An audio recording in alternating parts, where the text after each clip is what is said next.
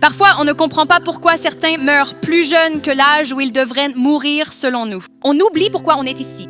On sera au paradis avec Jésus pour l'éternité si tu lui donnes ta vie et vis soumis à lui. Et notre vie ici, c'est 50 ans, 60 ans, 70 ans, 80, 90, 100. C'est vraiment une vapeur. Et on pense qu'on a tous le droit de vivre jusqu'à presque 100 ans ou un truc comme ça. Mais c'est pas pour ça qu'on est ici. On est ici en mission.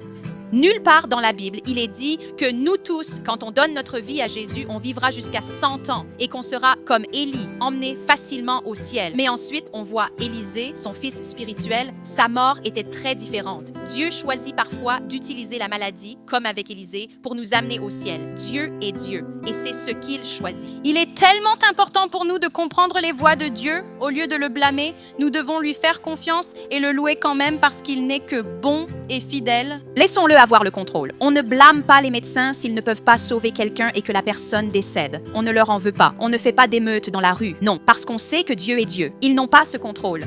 Il nous demande de marcher dans notre autorité, de prier pour les gens, d'aimer tout le monde, de vouloir la guérison et la liberté pour tous. Il nous appelle à prier pour eux et Dieu peut choisir, c'est le moment. Je veux amener cette personne au ciel maintenant, plutôt que de la guérir. Mais ça, c'est le travail de Dieu. Notre travail est très simple. Prier pour les gens, puis laisser Dieu faire ce qu'il veut. De la même manière, les serviteurs de Dieu et les églises ne devraient pas être blâmés s'ils prient pour la guérison de quelqu'un et que la personne n'est pas guérie. Chacun de nous mourra un jour, mais nous sommes appelés à ne pas y penser constamment, mais plutôt à garder cette foi d'enfant que Dieu est bon, que Dieu est fidèle, que toutes ses promesses sont oui et amen, que par ses meurtrissures je suis guéri, que j'ai un héritage de Dieu et sa vie abondante, c'est ma part. Nous sommes appelés à garder constamment cette foi d'enfant, car tout ce qui est moins que cela, c'est de l'inquiétude. Je partage cela avec vous pour vous donner une compréhension, pour que vous ne soyez pas confus, pour que vous n'accusiez pas Dieu, pour que vous ne soyez pas amers envers Dieu. Même dans votre passé, certains d'entre vous ont perdu des proches. Il est tellement important de voir Dieu correctement, de ne pas être confus sur son caractère,